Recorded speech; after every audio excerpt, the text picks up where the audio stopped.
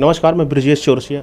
आज हम बात करने आए हैं जो है फैजाबाद के लोकप्रिय सांसद, जिस सीट पर पूरे देश का जो है नज़र था, पूरे देश को जो है निगाहें टकटकी लगाए हुए देख रही थी। आज हम उनसे बात करने आए हैं और हम बात करें। जी, आपका बहुत बहुत स्वागत है, बहुत बहुत अभिनंदन आपका, आपने बहुत बड़ी जीत हासिल की।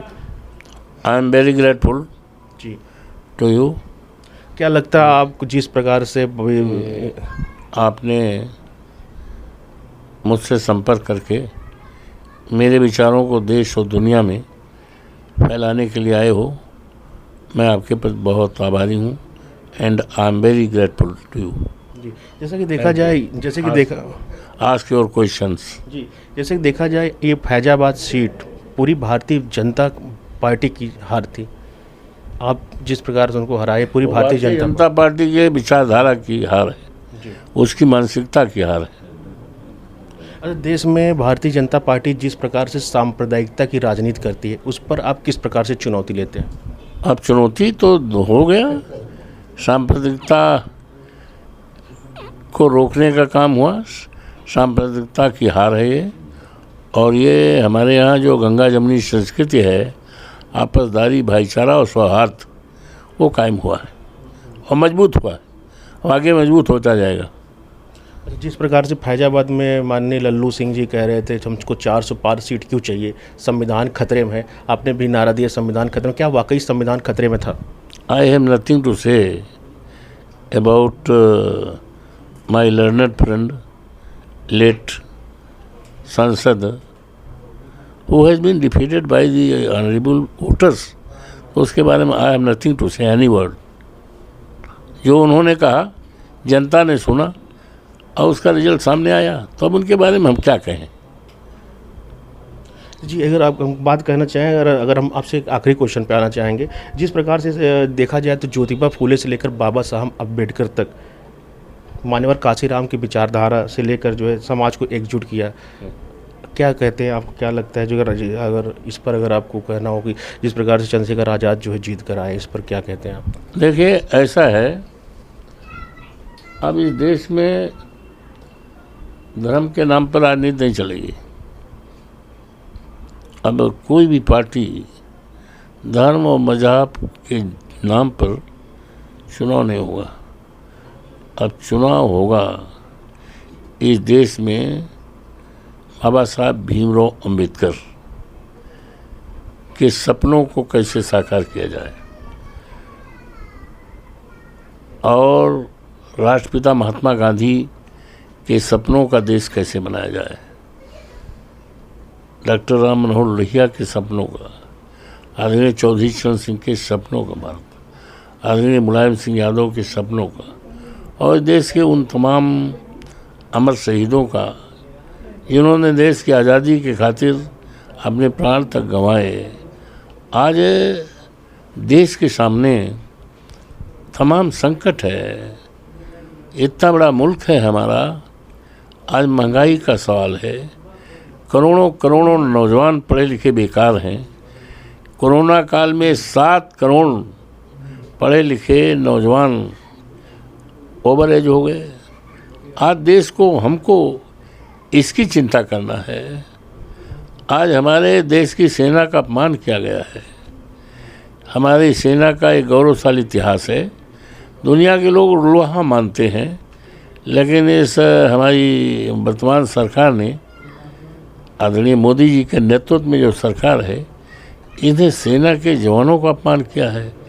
ये अग्निवीर क्या है, 4 साल के नहीं हुए।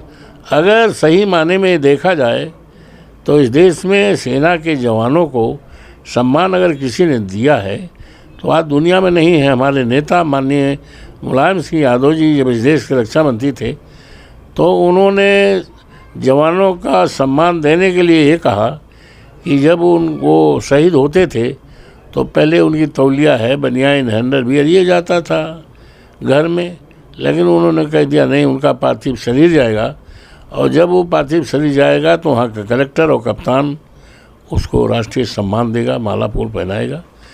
ये सही। और यहीं नहीं, माननीय नेताजी ने ये भी कहा था कि कोई अगर दुश्मन देश हमारी सीमा पर चढ़ता है तो मैं उसकी छाती पर चढ़कर उसका बदला लूँ। आज हमें अफसोस है कि हमारी सीमा पर चीन ने कब्जा कर लिया है। तो आज हमारे सामने, हमारे देश के सामने इस तरह की समस्याएं, हमें उनसे निपटना है। आज धर्म के नाम पर, जात के नाम पर, मजहब के नाम पर इससे देश का निर्माण नहीं हुआ, इससे इस देश के शहीदों का सपना नहीं हुआ। आज हमें ज़रूरत है एक मजबूत राष्ट्र और खुशहाल राष्ट्र बनाने की ज़रूरत है। इसके लिए मिलजुल करके सबको चिंता भी करना है और इस दिशा में काम करना है। जिस प्रकार से अखिलेश यादव, माननीय अखिलेश यादव, इंडिया गठबंधन ने पीडीए समीकरण बनाया है, ये आगे भी जारी रहेगा कि बीच में इस पर ब्रेक लग? चलता रहेगा और ये कारगर कदम है, कारगर और सार्थक कदम है जिसका नतीजा सामने है। और आप देखेंगे 27 में जो चुनाव होगा, यही हमारा पीडीए, यही जो माननीय अखिलेश जी ने बनाया है, ये पूरा हावी रहेगा और बहुत मजबूत सरकार उत्तर प्रदेश में 27 में बनेगी। अच्छा, देखा जाए जिस प्रकार से आप विपक्ष में, विपक्ष के जो है कल सदन में आवाज़ उठाएंगे, इस समय युवाओं का समस्या सबसे बड़ी है, बेरोजगारी समस्या है, महंगाई की समस्या है, और आप अपने क्षेत्रीय अगर कुछ मसलों की बात करें तो क्या क्या मसले हैं आपके यहाँ? अब देखते जाइएगा, वेट एंड सी जो मामले उठाएंगे हमारे राष्ट्रीय अध्यक्ष जी, हमारी पार्टी का निर्णय होगा कि कौन कौन मसले, देश स्तर के मसले, क्षेत्र स्तर के मसले, ये राष्ट्रीय अध्यक्ष जी जो फैसला होगा उसको उठाया जाएगा। और उसमें भी हम अपने क्षेत्र की, जनपद की समस्या उठाने में पीछे नहीं रहेंगे, बल्कि जैसे आगे रहते हैं तो अगवा रहेंगे।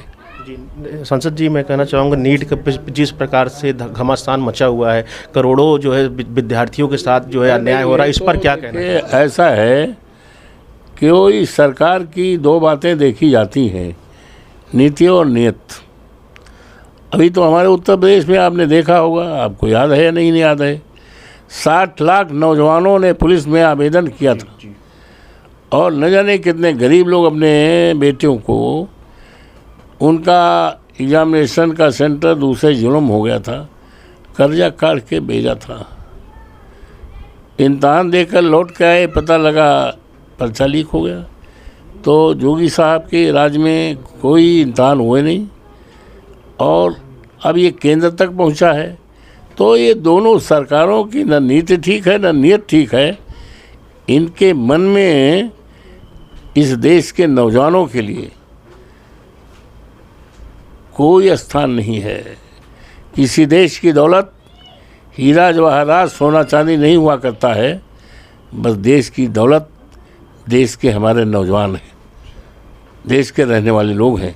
इनका भविष्य अंधकार में ये सरकार जानबूझकर करना चाहती है। ये जो है, जो हमारा वो है रिजर्वेशन का, समझ गए, रिजर्वेशन ना देना पड़े, ये सब साजिश है। ये चाहते हैं कि हम ऐसे तरह से नौकरी दें जिसमें अपने लोगों को हम एडजस्ट करते रहें, तो अपने रास्ता निकालते हैं। इसलिए पेपर लीक होता है, नेट पे जो चर्चा है वो सारी चीज़ें वो एक सी जुड़ी हुई है। एक लास्ट क्वेश्चन संसद जी, अभी जो है जो नया संसद बना, वहाँ से बाबा साहब अम्बेडकर और महात्मा गांधी जी का जो है स्मारक हटा दिया गया। आज उस पर बयान आया था मल्लिकार्जुन खड़गे जी का भी, इस पर क्या कहना चाहेंगे? कितना दुर्भाग्यपूर्ण है। ऐसा है कि हमको भी ये जानकारी मिली है, जैसे आप दे रहे हो, तो ये जानकारी मिली है कि तो ये गंभीर मामला है। संविधान निर्माता का ही, हाँ, ये गंभीर मामला है। और क्या तैयारियां हैं इसमें? तैयारी क्या, हम लोग तो हमेशा 24 घंटे तैयार रहते हैं। बाबा साहब भीमराव अम्बेडकर के संविधान को तो लगातार संघर्ष अगर कोई कर रहा है तो समाजवादी पार्टी कर रही है, इंडिया गठबंधन के लोग कर रहे हैं, माननीय अखिलेश जी कर रहे हैं, माननीय राहुल जी कर रहे हैं, और कौन कर रहा है? ये भारतीय जनता पार्टी वाले करेंगे, बोलो जी। तो वो है, तो किसका किसका फोटो हटाया गया है?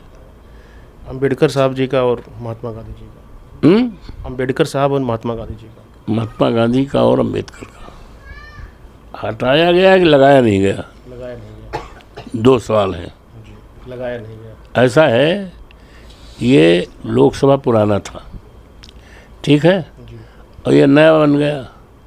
तो अगर पुराने में था तो इसमें लगाना चाहिए था। अब आपने बताया है और उस पर हम लोग चुप नहीं रहेंगे, हमारे नेता चुप नहीं रहेंगे। चलिए, हमारी थी अब तक की बात जो है माननीय फैजाबाद सांसद माननीय जो है अवधेश प्रसाद जी से। ऐसे ही बने रहें रोचक खबरों की द डिवाइड में। धन्यवाद।